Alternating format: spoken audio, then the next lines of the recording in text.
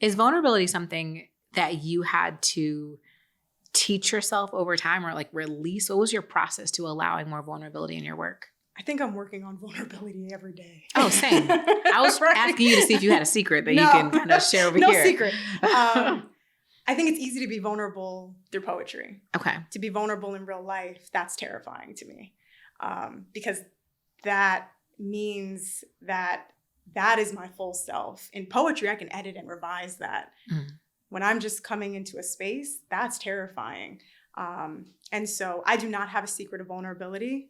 I merely say what can make another person not feel alone. So that's my motivating factor in my art, is how can I amplify lost voices of history?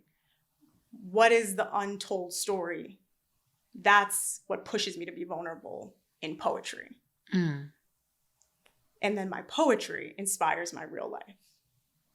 Really? Mm-hmm. Can you explain that a little bit? Being vulnerable and then performing in front of 500 people, that's a motivator to then say, okay, it's safe to be real and authentic in the real world.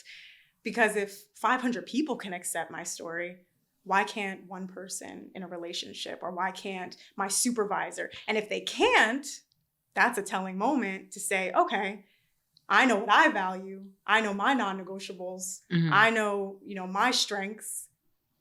And I have to then kind of hold myself accountable of where, maybe I could be more vulnerable here, but that helps me find what is actually working in alignment. So that's kind of my reflector.